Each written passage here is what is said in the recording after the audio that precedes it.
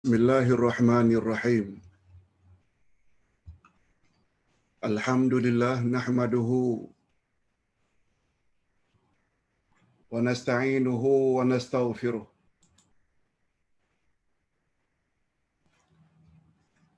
Wa na'udzu billahi min shururi anfusina wa min sayyiati a'malina.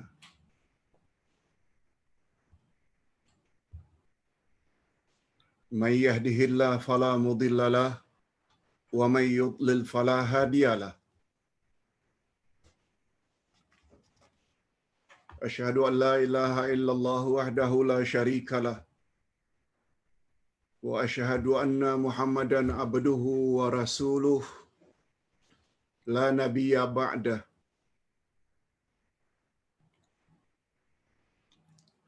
Allahumma salli wa sallim ala nabiyyina Muhammad wa ala alihi wa sahbihi ajma'in, amma ba'd. Hadirin dan hadirat serta para pemirsa yang saya hormati, Assalamualaikum warahmatullahi wabarakatuh. Alhamdulillah, kita bersyukur kehadirat Allah Azza wa Jalla.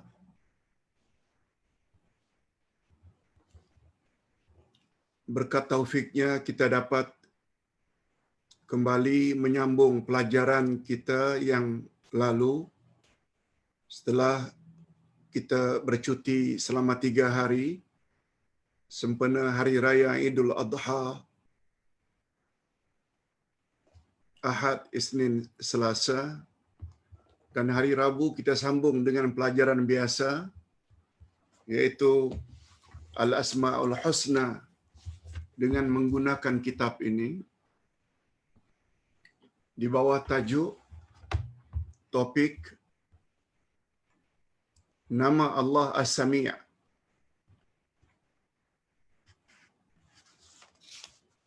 Lihat muka surat 233 233 hingga 238 insya-Allah. Kita akan membahas salah satu nama Allah yang cukup familiar, dan nama Allah ini termasuk salah satu nama yang sangat penting untuk kita ketahui.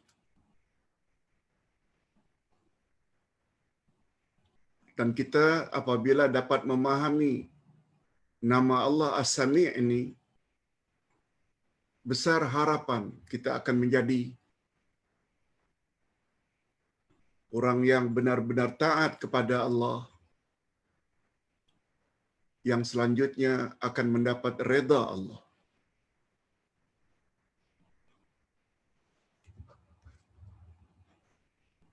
Apakah kelebihan nama ini, Pak Ustaz? Nanti kita akan jelaskan. Sekali lagi, menurut urutan buku yang Ustaz susun ini, As-Sami' adalah jatuh kepada nama yang ke-20.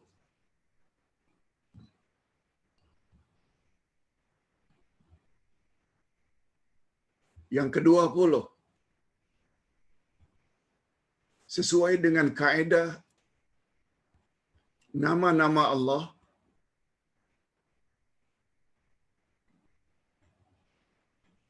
kalau nama Allah yang wajib kita ketahui ada 99.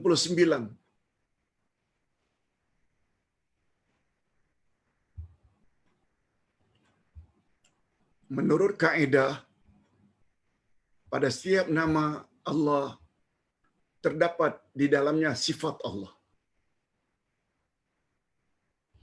Mustahil Allah memberi namanya dengan suatu nama, lalu Allah tidak memiliki sifat dalam nama itu.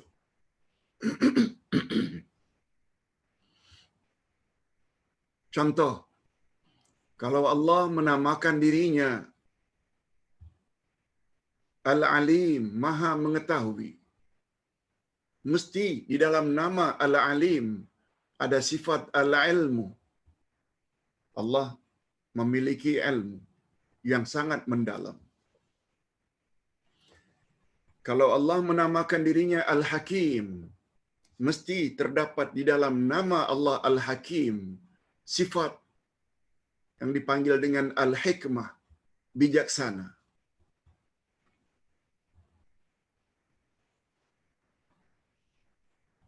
Kalau Allah Subhanahu wa taala menamakan dirinya Al-Basir, Maha melihat, mesti ada di dalamnya sifat Al-Basar, Allah melihat. Mustahil Allah menamakan dirinya Al-Basir, Maha melihat, tapi dia sendiri buta. Mustahil Allah menamakan dirinya Al-Alim, lalu dia jahil. Mustahil kalau Allah menamakan dirinya Al-Qawi, Maha kuat, lalu dia lemah. Berdasarkan kaedah tersebut, dalam 99 nama Allah saja, di situ saja sudah ada 99 sifat Allah. Mustahil Allah menamakan dirinya dengan suatu nama, lalu Allah tidak memiliki sifat dalam nama itu. Nah, kalau hari ini kita sampai ke nama Allah yang ke-20, di situ saja sudah ada 20 sifat di dalamnya. Ada berbaki 79 lagi sifat Allah. Minggu hadapan insya-Allah kita akan belajar Al-Basir, Allah Maha melihat. Hari ini As-Sami, Allah Maha mendengar. Itu sebabnya ada masalah kalau orang hanya membatasi. Kononnya kita hanya wajib mengetahui 20 sifat Allah, bukan dari Nabi. Yang datang dari Nabi dalam hadis sahih riwayat Imam Bukhari, Inna lillahi tis'atan wa tas'ina isma mi'atan illa wahida man ahsaha dakhalal jannah. Allah memiliki 99 nama, 100 kurang 1. Siapa yang memeliharanya, dia masuk syurga. Makna memelihara itu ada 3. Hitung dalam jumlah 99. Jangan kurang. Kita mesti tahu. Yang kedua, mesti faham makna setiap nama Allah. Hari ini As-Sami, next week Al-Basir. Maknanya berbeda. Hari ini As-Sami, Maha mendengar. Next week insya-Allah Al-Basir, Maha melihat. Mesti tahu. Dan yang ketiga, kita berdoa kepada Allah dengan menggunakan nama-nama Allah tersebut. Itu sebabnya Allah berfirman pada ayat 179 dari surat Al-A'raf. A'udzubillahi minasyaitonirrajim. Walillahil asma'ul husna fad'uuhu biha. Sesungguhnya Allah memiliki nama-nama yang baik-baik belaka. Oleh sebab itu berdoalah, serulah Allah dengan menyebut nama-nama tersebut. Ya Sami, Ya Basir, Ya Hakim, Ya Alim.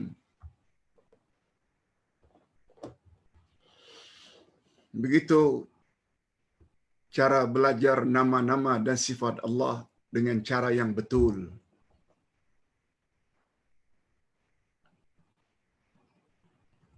Hari ini nama Allah yang ke-20, itu saja sudah ada 20 sifat Allah.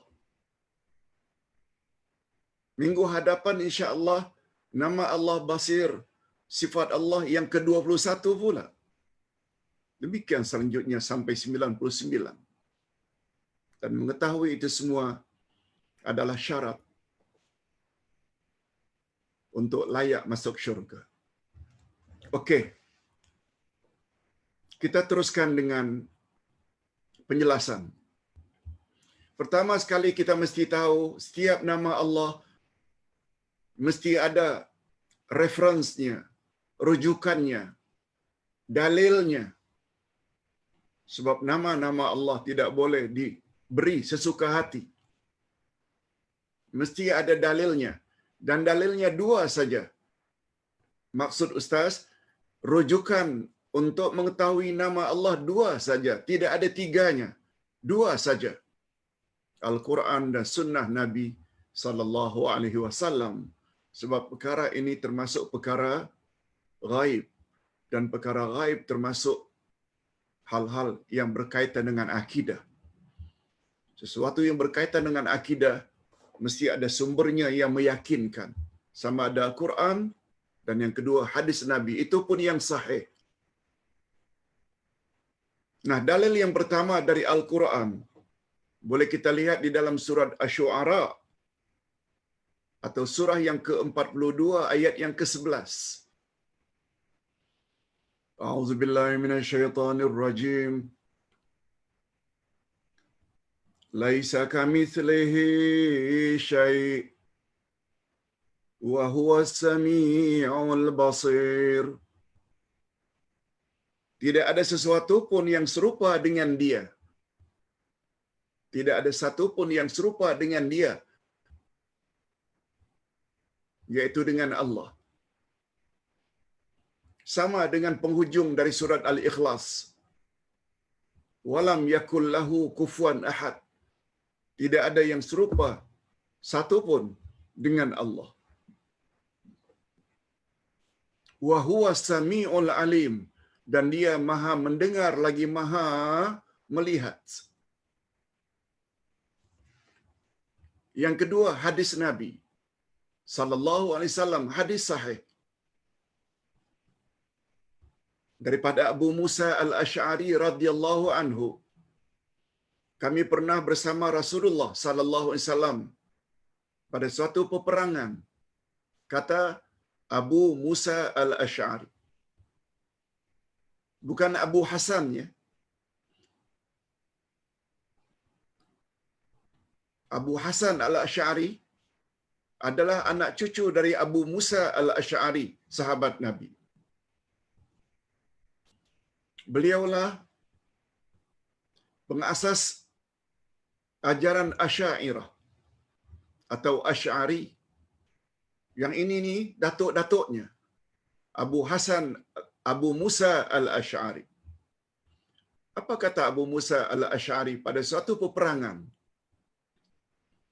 Ketika mendaki bukit dan menurun lembah, kami meninggikan suara, melaungkan takbir Allahu Akbar. Lalu kami dihampiri oleh Rasulullah sallallahu alaihi wasallam yang bertakbir dengan begitu kuat, suara yang lantang. Nabi dihampiri oleh Rasulullah sallallahu alaihi wasallam. Untuk apa baginda hampiri kami? Ini dia.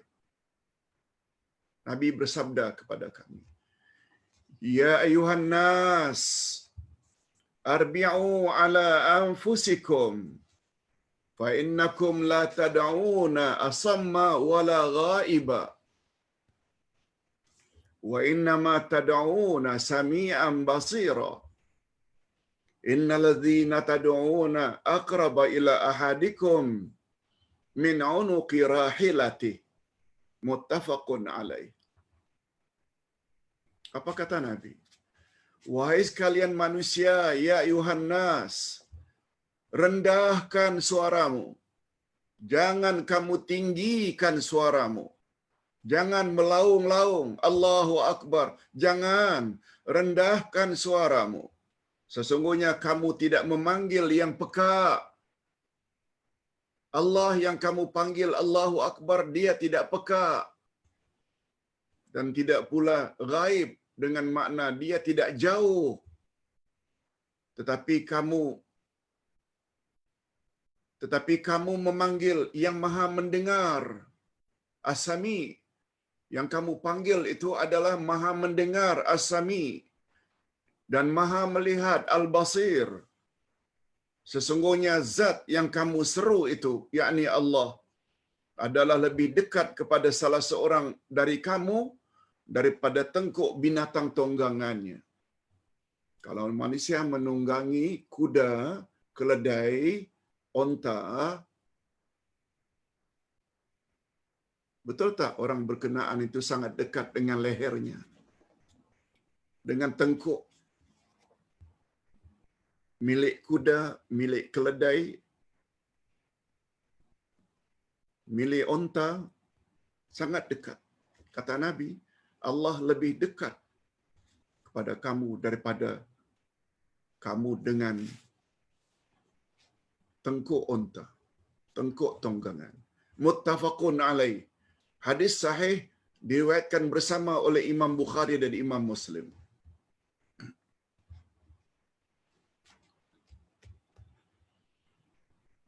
Cukuplah dua dalil ini membuat kita yakin seyakin-yakinnya tanpa ragu, Allah memang As-Sami', Maha mendengar. Okey. Sekarang kita yakin Allah itu As-Sami'. Sekarang kita ingin tahu pula syarat kedua. Al-Asma'ul Husna dapat membawa kita ke syurga. Kita kena faham apa makna As-Sami'. Ini dia. Makna As-Sami'.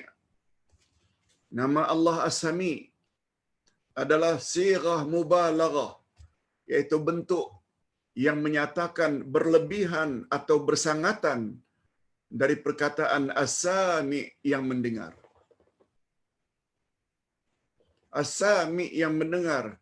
Kalau As-Sami' sangat-sangat hebat pendengarannya. Jadi nama Allah As-Sami'u membawa makna dia Allah Maha mendengar segala sesuatu. Dia mendengar segala sesuatu. Yang kita cakap secara kuat, yang kita berbisik-bisik, malah apa yang kita berkata dalam hati pun dia tahu. Apakah suara yang perlahan atau bisikan, suara yang kuat dan lantang, bagi Allah adalah sama saja. Dia mendengar sesuatu yang keras atau perlahan, dan mendengar apa yang dituturkan oleh seseorang ataupun yang didiamkannya. Sebabnya niat kita ketika melaksanakan satu-satu amalan, bersedekah ke, infak ke, baca Quran ke, memberi pertolongan ke, niat kita lillah atau riya, semua Allah tahu. Allah Maha mendengar segala suara yang terdapat di alam atas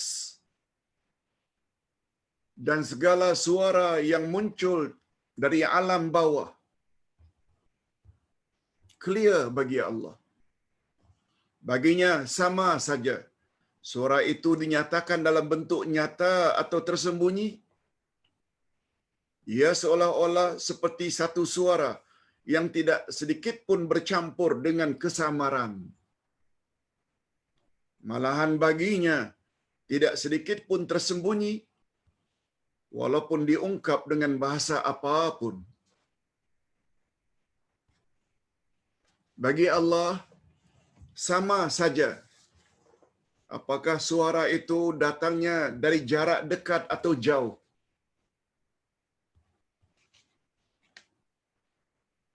Itu sebabnya kita kalau hendak menceritakan aib seseorang, lalu berbisik-bisik dengan rakan kita, bercakap dekat dengan telinganya. Jangan beritahu orang lain ya. Rahasia ini tentang si fulan itu engkau saja yang tahu ya. Dia kira Allah tak tahu.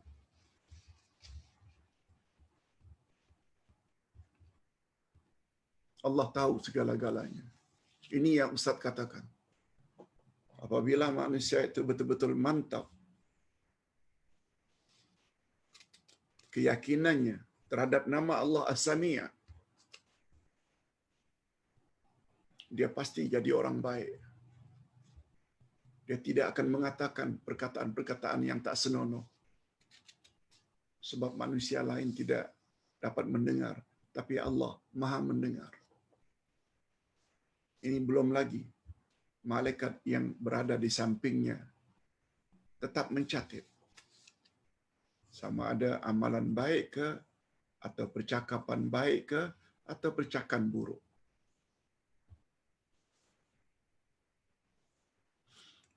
Dinyatakan secara nyata atau bisikan, semua Allah tahu.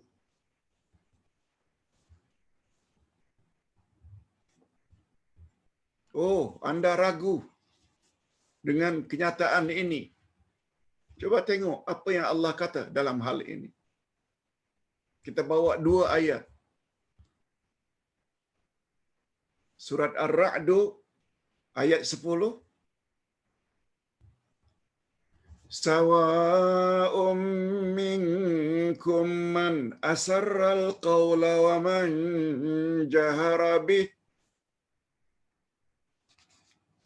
wa man huwa mustaqfim bil laili wa saribum bin nahar. Sama saja bagi Allah. Siapa di antaramu yang merahasiakan ucapannya, dan siapa yang berterus terang dengan ucapan itu. Sama saja bagi Allah. Dan siapa yang bersembunyi di malam hari, dan siapa yang berjalan menampakkan diri di siang hari, semuanya clear bagi Allah. Kita bawa satu lagi ayat. Al-Mujadilah ayat 1. Qad sami'allahu qawlan lati tujadiluka fi zawjiha wa tashtaki ila Allah wallahu yasma'u tahawurakuma innallaha sami'un basir. Sesungguhnya Allah telah mendengar perkataan wanita yang mengajukan gugatan kepada kamu tentang suaminya dan mengadukan halnya kepada Allah. Dan Allah mendengar soal jawab antara kamu berdua. Sesungguhnya Allah Maha mendengar lagi Maha melihat.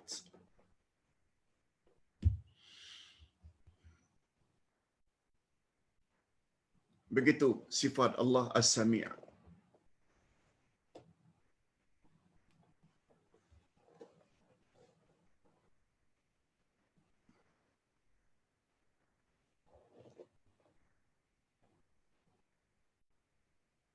Allah mendengar bukan macam kita mendengar.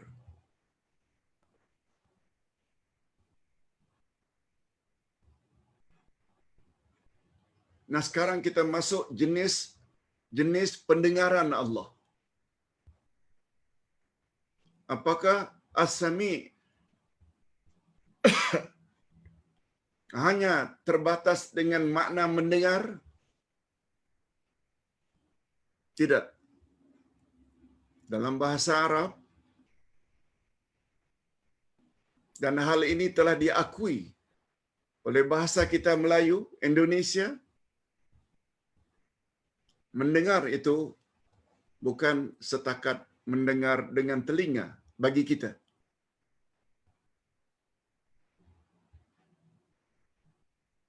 Coba kita bahas.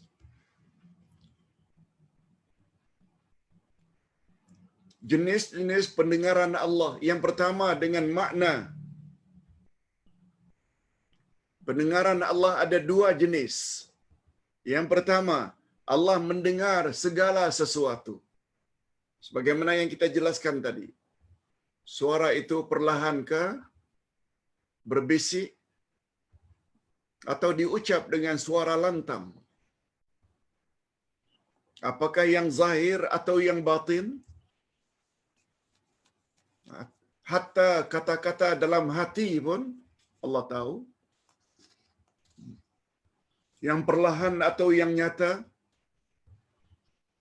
Pendengaran Allah mencakupi segala-galanya secara sempurna. Yes, yang ini mudah kita faham.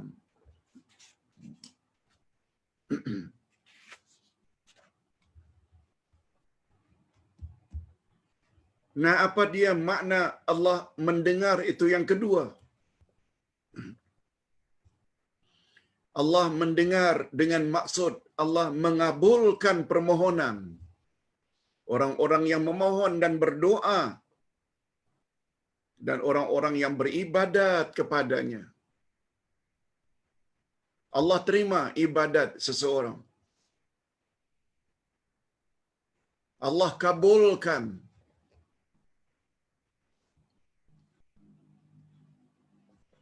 Serta memberi masing-masing mereka ganjaran dan pahalanya.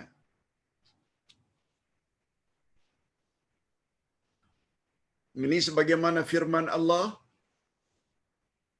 pada ayat berikut surat Ibrahim ayat 39. Dia membawa makna Allah terima permohonan Nabi Ibrahim.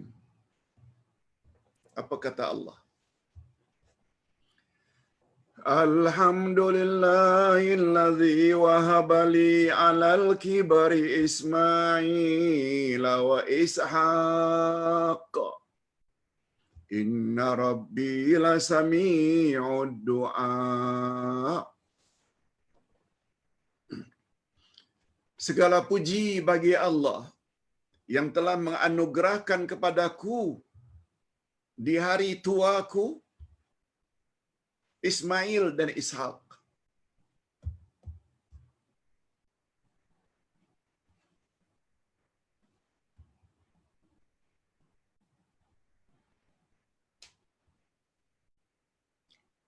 Dua insan ini, Ibrahim dan Ishak,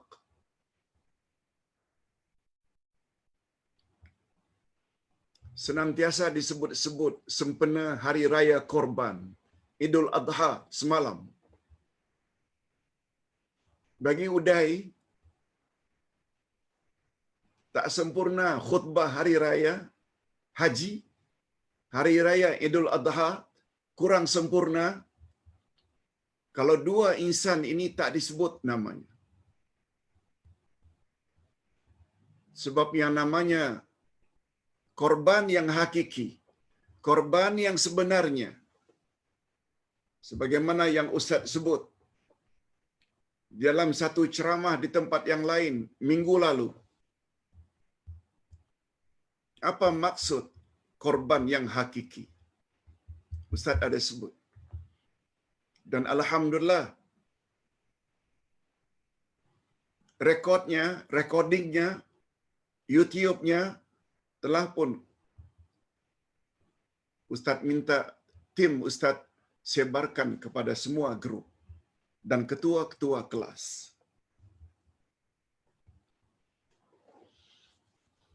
Ustaz jelaskan sedikit secara ringkas.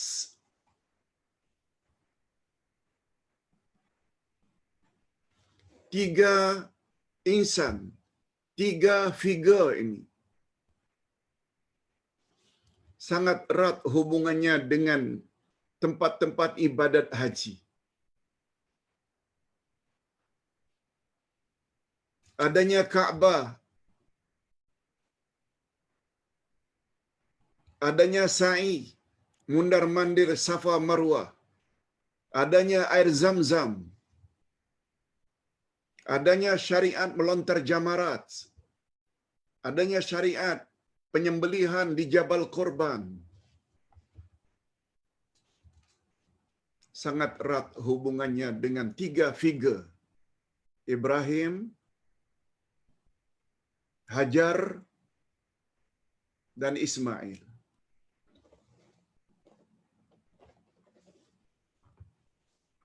Inilah semalam yang Ustaz khutbahkan di depan keluarga, family, di rumah.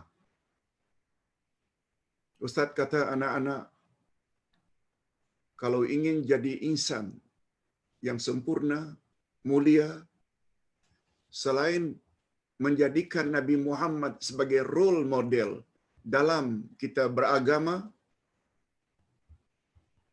Allah Subhanahu wa taala suruh agar kita menjadikan Ibrahim itu sebagai contoh teladan juga.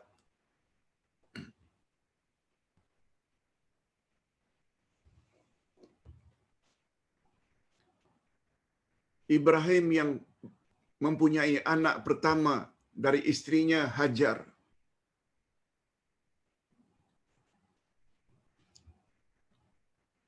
Timbul rasa cemburu dari istri pertamanya Sarah yang dalam usia lanjut belum dapat zuriat. Walaupun sebenarnya beliau yang menganjurkan agar Ibrahim kawin dengan Hajar dengan harapan supaya boleh menumpah kasih sayang jika Hajar dianugerahkan anak. Begitu Hajar kawin dengan Ismail, kawin dengan Hajar, setelah Ibrahim kawin dengan Hajar, setahun kemudian dapat anak yang bernama Ismail. Sarah sangat cemburu. Lalu dimintanya baik-baik pada Ibrahim supaya bawa Hajar dan anak yang baru lahir itu keluar dari Palestin. Pendekkan cerita, akhirnya sampailah di padang pasir Mekah. Sesampainya di padang pasir Mekah, Ibrahim diarahkan oleh Allah agar balik ke Palestin. Tinggalkan Hajar dan Ismail di padang pasir Mekah. Tanpa manusia, tanpa rumah, tanpa makan minum yang cukup. Tapi begitu Hajar tahu bahwa itu adalah arahan Allah, Hajar persilahkan Ibrahim supaya balik ke Palestin. Jangan bimbang. Sebab Hajar kata, "Idzan la yudayyi'ana."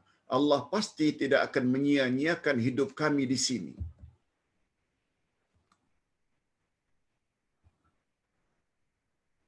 Begitulah seterusnya, begitu bekalan habis, Hajar mula mundar-mandir dari Safa dan Marwah.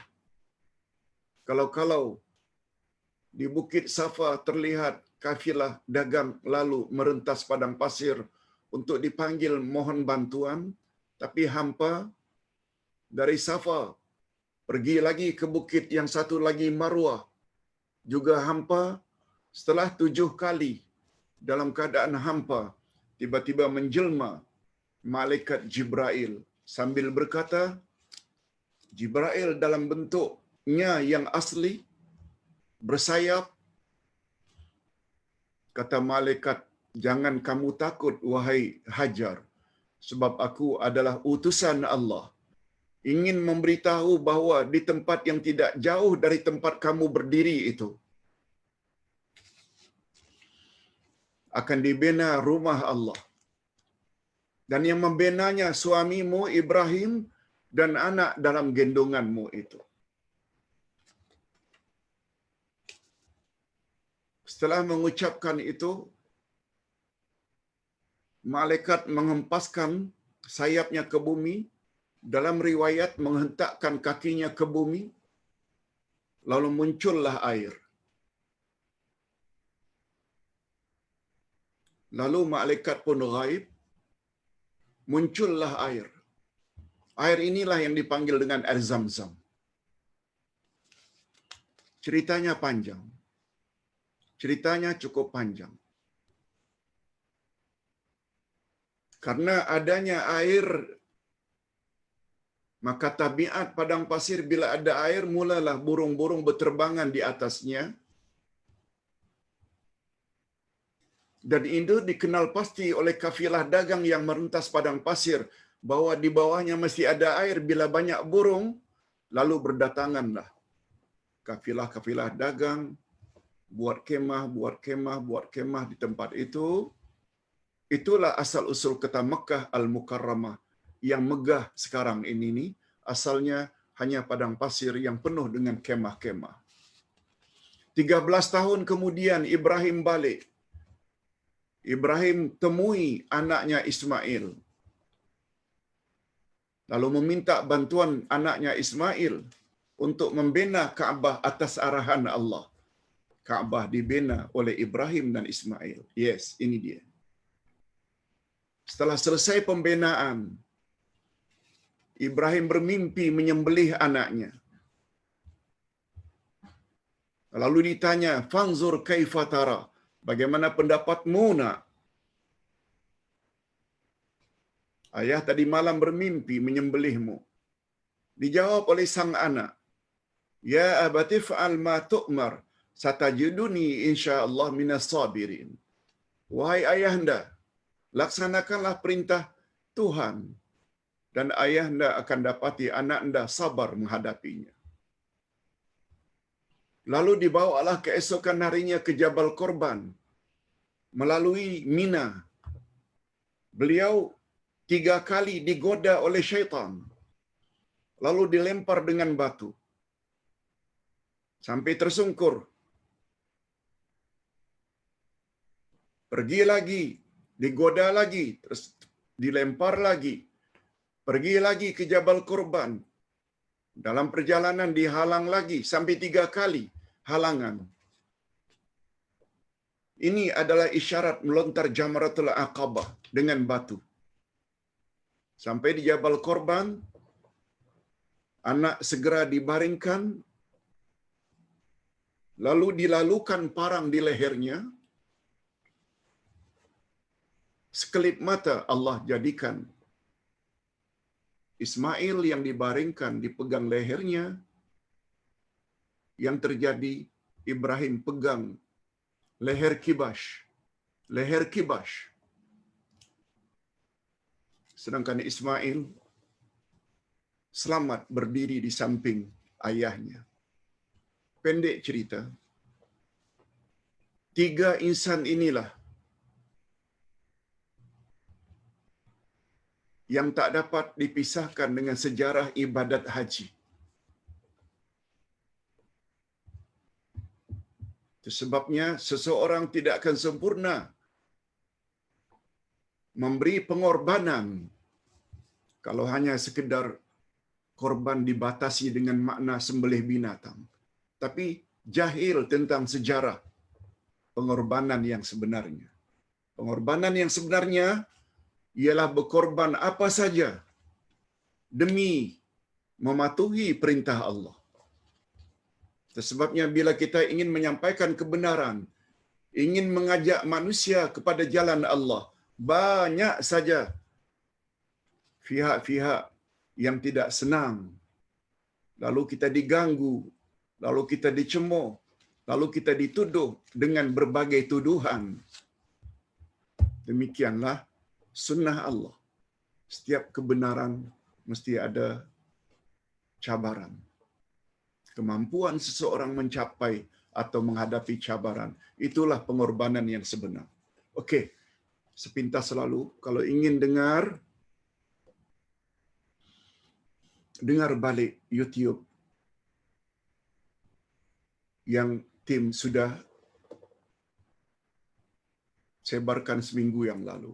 Dan inilah konten khutbah Hari Raya Idul Adha yang Ustaz sebut di hadapan keluarga semalam.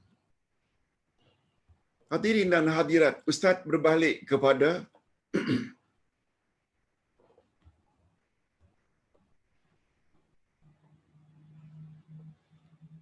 ayat Surat Ibrahim ayat 39. Sebagai kesimpulan, Ustaz katakan di hadapan anak-anak, Tiga figure ini membawa isyarat. Ingin memiliki anak yang saleh seperti kesalehan Ismail.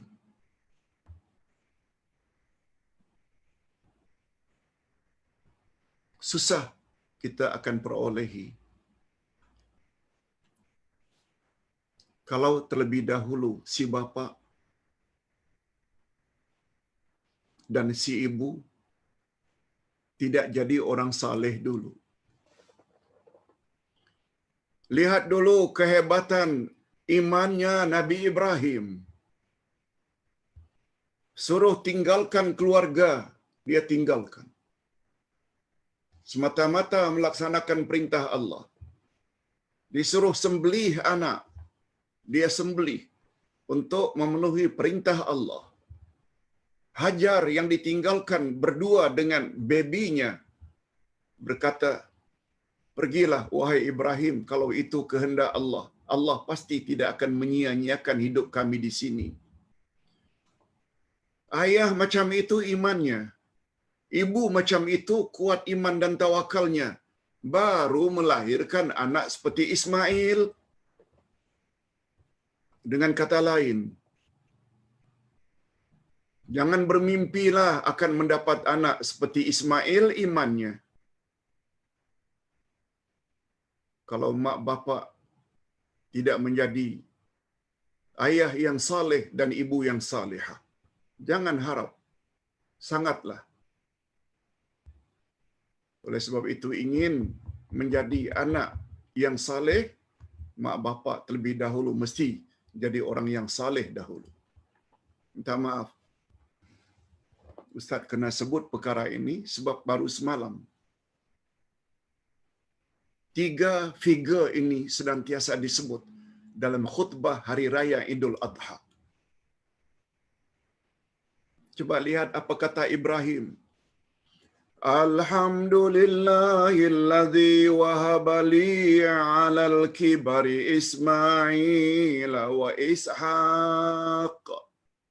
Inna rabbi lasami'ud du'a. Segala puji bagi Allah yang telah menganugerahkan kepada diriku, kepadaku di hari tuaku, kibar, sudah lanjut usia. Dikatakan dalam sejarah, Ibrahim dapat anak, umurnya ketika itu dah 90 tahun. Setelah umur Ismail 13 tahun, Allah anugerahkan kepada isteri pertamanya, Sarah, anak yang bernama Ishak. Maknanya kalau 90 tahun dapat Ismail, 13 tahun kemudian dapat Ishak, maknanya ketika itu umur Ibrahim sudah 103. Allahu Akbar. Kita teruskan. Apa faedahnya Pak Ustaz kita beriman dengan nama Allah As-Sami? Ini kesan positifnya. Adapun di antara faedah atau kebaikan bagi Muslim dan Muslimat yang mentauhidkan Allah melalui namanya As-Sami, Maha Mendengar. Ustaz ulang sekali lagi.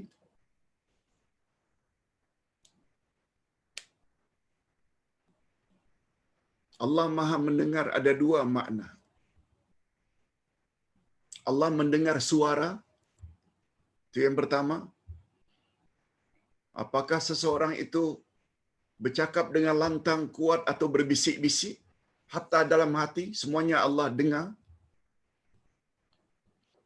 Dan yang kedua, Allah Maha Mendengar dengan makna Allah Maha mengabulkan, memperkenankan.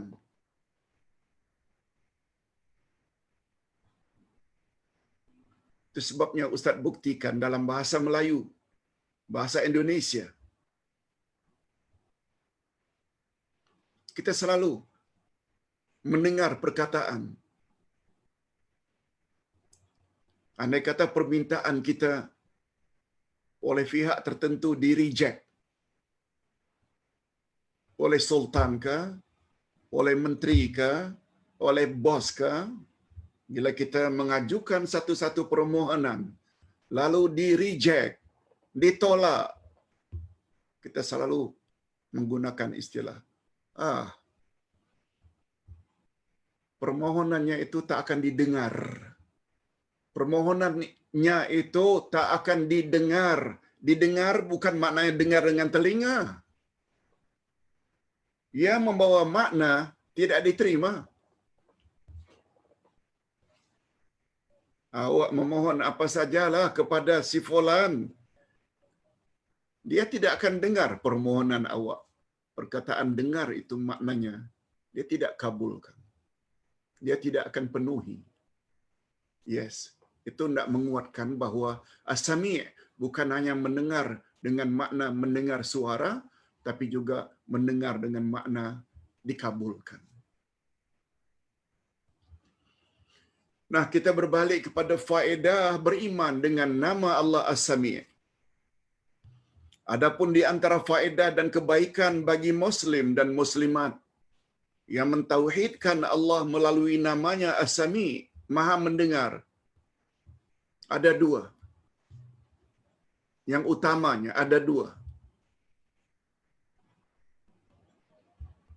Mudah-mudahan setelah 45 minit Ustaz jelaskan makna As-Sami' sedikit sebanyak mesti ada kesan di dalam diri orang yang mendengar penerangan tadi. Pertama, dia akan merasa yakin bahwa Allah Subhanahu wa taala berada di atas arasy-Nya di langit.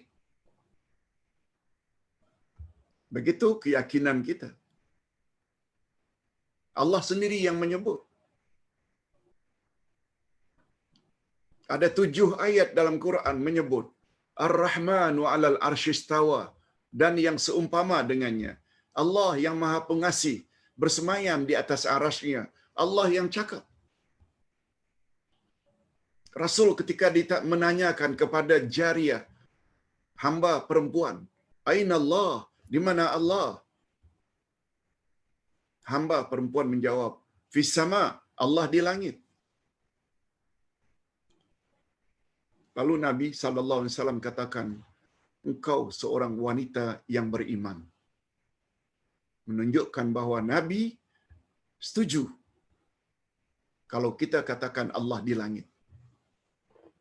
Hadis riwayat Imam Bukhari. Jangan sebut Allah di mana-mana. Walaupun ada pandangan seperti itu. Terserah. Tapi Ustaz yakin dengan apa yang Allah kata dan apa yang Rasul kata. Kita tak pernah mengatakan Allah bertempat. Cuma kita katakan apa yang Allah telah kata. Allah di langit. Bukan bermakna kita menuduh Allah itu bertempat. Sebab dalam bahasa Arab, langit dengan membawa makna di atas. Ini sudah dibenarkan oleh bahasa Melayu. Mulut bahagian atas namanya langit-langit. Shilling yang buruk, bila ada function, ada walimah, kita tak mampu untuk memperbaiki shilling yang buruk. Lalu kita tutup dengan juga namanya langit-langit. Sesuai dengan bahasa Arab, langit maknanya di atas. Sebab segala yang mulia tempatnya di atas. Ustaz ulang sekali lagi. Pertama sekali faedah beriman dengan nama Allah As-Sami'. Kita merasa yakin bahawa Allah SWT berada di atas arasy-Nya, di langit.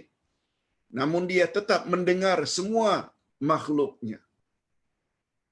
Walaupun dia berada di atas di langit, nampaknya jauh dengan bumi, tidak bermakna Allah tidak dengar apa yang makhluknya dari kalangan insan cakap. Apakah yang kecil ataupun yang besar, tidak ada yang serupa dengan pendengarannya. Dia disifati dengan kesempurnaan yang mutlak.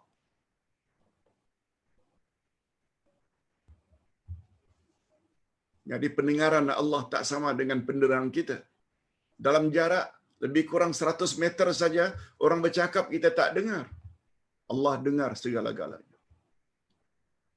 Yang kedua, muslim muslimat sungguh yakin bahwa Allah Subhanahu wa taala mengetahui segala urusannya. Apakah yang rahasia dan lebih-lebih lagi yang bukan rahasia.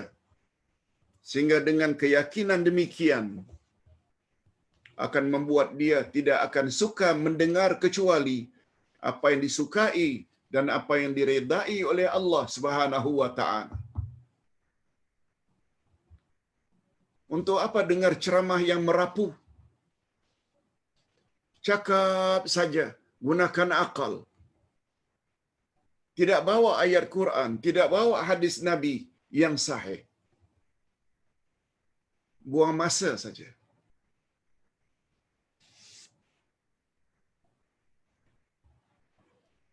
Ingat selalu pesan Nabi. Aku tinggalkan dua pedoman untukmu, wahai umat. Selagi kamu berpegang teguh kepada kedua-duanya, kamu tidak akan sesat selama-lamanya. Yaitu Quran dan sunnahku. Ini dengar yang bermanfaat.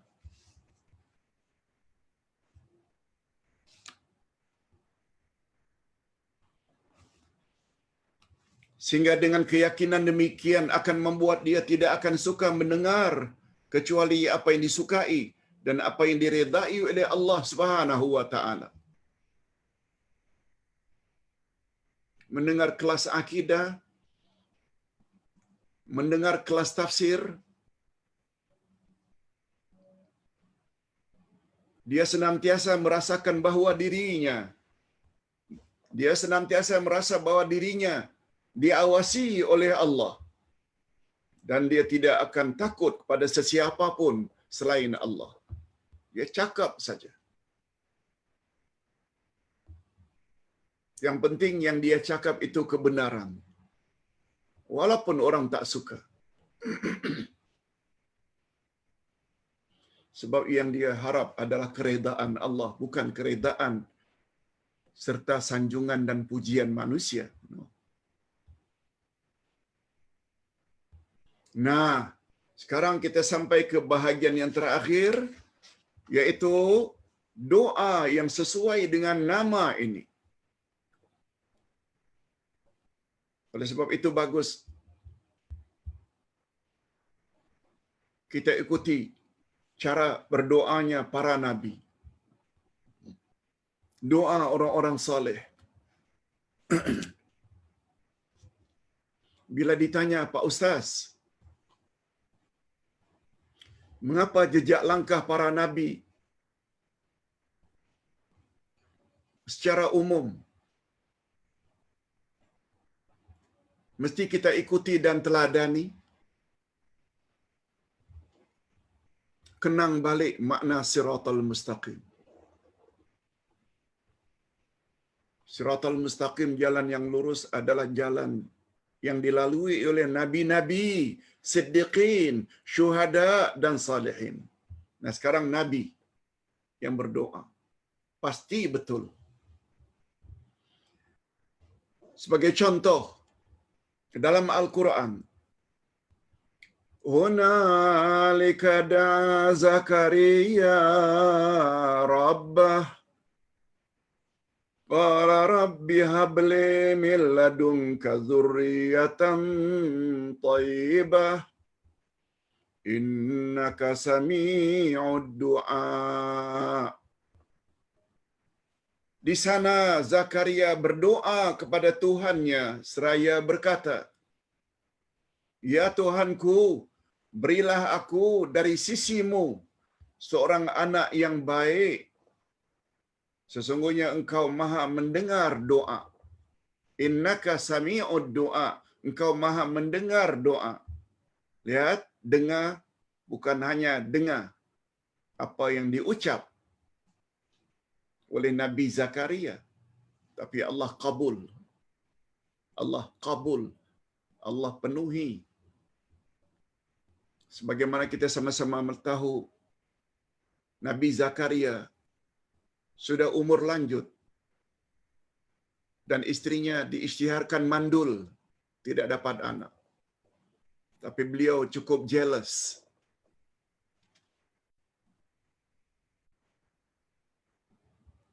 Karena Maryam,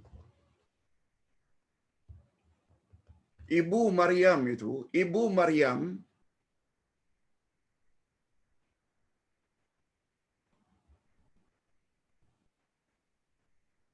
Ustaz ulang. Maryam ini ayahnya adalah Imran. Maryam, maaf. Maryam ayahnya Imran. Istri Imran ini adik-beradik dengan istri Zakaria.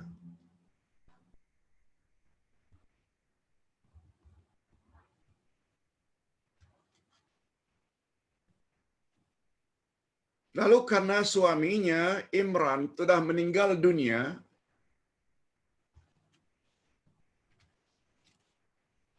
sebelum Maryam lahir lagi, ayah Maryam yang bernama Imran meninggal dunia.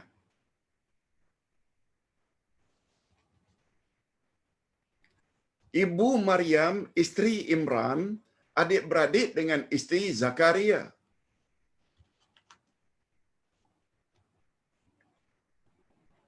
Lalu Maryam dipelihara oleh Zakaria. Maryam sangat taat beribadat pada Allah, sedangkan Zakaria tak punya anak kandung. Dia sangat mengharap agar memiliki anak yang taatnya macam Maryam. Ini doanya. Kalau kita lihat doanya ini, dia bermula daripada Rabbi. Rabbi habli min ladunka zurriyatan thayyibah. Oh Tuhan, berilah dari sisimu kepadaku zuriat yang baik, keturunan yang baik. Ini yang Ustaz katakan, doa macam ini sangat baik, lebih-lebih lagi bagi yang tidak memiliki anak atau belum punya zuriat. Doa yang lain lagi, Rabbana taqabbal minna innaka antas samiul alim. Ya Tuhan kami, terimalah daripada kami amalan kami. Sesungguhnya Engkaulah yang Maha mendengar lagi Maha mengetahui. Lagi-lagi mendengar di sini dengan makna istijabah atau kabul, minta agar Allah dengar. Nah, satu lagi contoh daripada hadis Nabi sallallahu alaihi wasallam. Ustaz baca. Allahumma inni a'udzubika min qalbin la yakhsha wa min du'ain la yusma' wa min nafsin la tashba' wa min ilmin la yanfa'. A'udzu bika min haula'il arba'. Artinya, ya Allah, sesungguhnya aku memohon perlindungan kepadamu dari hati yang tidak khusyuk dan dari doa yang tidak didengar dan dari jiwa yang tidak pernah kenyang dan dari ilmu yang tidak bermanfaat. Dan aku berlindung kepadamu dari 4 perkara tersebut. Doa yang tidak didengar, hati yang tidak kenyang, hati yang tidak khusyuk, daripada jiwa yang tak pernah kenyang, dari ilmu yang tidak bermanfaat. Lalu kita mohon kepada Allah agar dilindungi dari itu semua. Satu di antara 4 yang kita minta agar Allah lindungi. Supaya Allah lindungi kita daripada doa yang tidak didengar. Doa yang tidak didengar dengan makna doa yang tidak dikabulkan oleh Allah Azza wa Jalla. Hadirin dan hadirat, mudah-mudahan ceramah kita pada pagi ini terobat jugalah kerinduan kita masing-masing dengan majlis ilmu karena cuti 3 hari. Marilah kita akhiri dengan doa, termasuk doa yang terakhir ini. Cuma kalau untuk ramai, Ustaz akan baca Allahumma inna na'udzubika. Itu saja. Allahumma inni a'udzubika kalau aku. Tapi kalau untuk ramai yang diaminkan oleh anak-anak, lalu kita robah sedikit saja. Allahumma inna na'udzubika. Kita baca doa. Alhamdulillahirabbil alamin wassalatu wassalamu ala asyrafil anbiya'i wal mursalin wa ala alihi wa sahbihi ajma'in. Allahumma inna na'udzubika min qalbin la yakhsha wa min du'ain la yusma' wa min nafsin la tashba' wa min ilmin la yanfa'. Na'udzubika min haula'il arba'. Ya Allah, kami mohon dilindungi dari hati yang tidak khusyuk. Kami juga mohon perlindungan Engkau dari doa yang tidak didengar. Kami juga mohon perlindungan kepada Engkau dari hati yang tak pernah kenyang. Dan kami juga mohon kepadamu, ya Allah, daripada ilmu yang tidak bermanfaat. Dan kami mohon perlindungan kepadamu, ya Allah, dari 4 perkara tersebut. Rabbana ighfir lana dzunubana wa liwalidina warhamhum kama rabbawna shighara. Ya Allah, ampunkanlah dosa kami dan dosa kedua ibu bapa kami. Dan cucurilah mereka rahmat-Mu, ya Allah, sebagaimana mereka telah didik kami sejak dari kecil. Rabbana hab lana min azwajina wa dzurriyyatina qurrata a'yun waj'alna lil muttaqina imama. Ya Allah, berilah kami pasangan hidup dan zuriat keturunan yang menyedapkan pandangan mata dan hati kami. Dan jadikanlah kami pemimpin bagi orang-orang yang bertakwa. Allahumma khtim lana bi husnil khatimah wa la takhtim alaina bi su'il khatimah. Ya Allah, akhirilah hidup kami dalam keadaan akhir yang baik. Dan tolonglah jangan Engkau akhiri hidup kami ini dalam keadaan yang tidak baik. Allahumma hdina siratal mustaqim. Siratal ladzina an'amta 'alaihim minan nabiyyin was-siddiqin wasyuhada'i was-salihin. Ya Allah, tunjukilah kami ke jalan-Mu yang lurus, yaitu jalan orang-orang yang telah Engkau beri mereka nikmat-Mu dari kalangan para nabi, siddiqin, syuhada dan salihin. Rabbana atina fid dunya hasanah wa fil akhirati hasanatan wa qina azabannar. Ya Allah, berilah kami kebaikan di dunia, yaitu jalan-Mu yang lurus, dan berilah kami kebaikan di akhirat, yaitu redha-Mu, ampunan-Mu dan syurga, dan hindarkan kami dari azab api neraka. Wa sallallahu ala nabiyyina Muhammad wa ala alihi wa sahbihi ajma'in. Subhana rabbika rabbil izzati amma yasifun. Wa salamun alal mursalin. Walhamdulillahi rabbil alamin.